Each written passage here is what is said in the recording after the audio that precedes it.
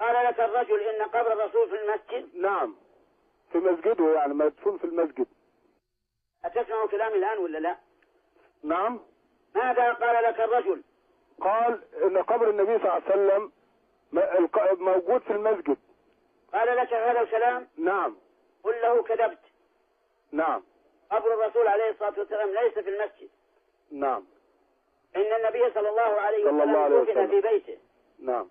حيث مات عليه الصلاة والسلام. اللهم صل على محمد صلى الله عليه وسلم. وبقي كذلك. نعم. إلى قريب سنة 100. نعم. 100 من الهجرة. نعم. ثم احتاج الناس إلى توسعة المسجد. نعم. ولم يتيسر لهم إلا أن يوسعوه من هذه الناحية. نعم. من الناحية الشرقية. نعم. فوسعوه من هنا. وحينئذ دخلت الحجرة برمتها في المسجد.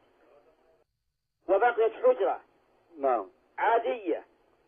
حجرة عادية. حتى تطورت إلى ما ترى الآن. نعم.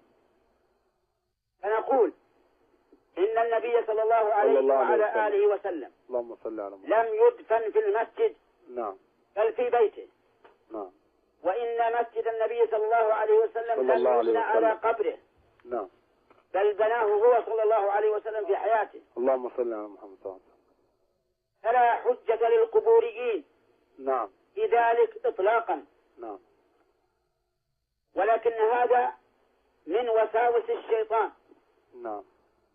كما زين لأهل الجاهلية. نعم. أن يستحلوا الميتة. نعم. وقالوا إذا كان ما نحرناه بأيدينا يحل لنا ونحن الذين قتلناه. نعم.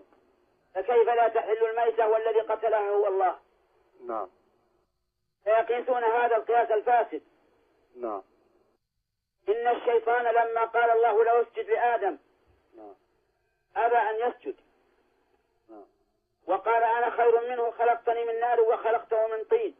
بارك الله فيكم. فكيف أسجد وأنا خير منه في عنصرا؟ نعم. فهذه الأقيسة الفاسدة. نعم. إنما هي من وحي الشيطان. نعم. يريد أن يضل بني آدم. نعم.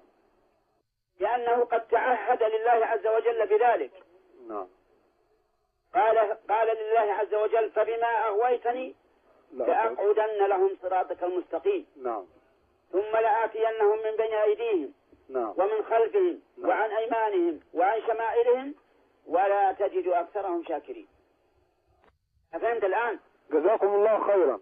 الآن نقول قبر النبي صلى الله عليه وسلم ليس في المسجد. نعم. بل هو في حجرة مستقلة.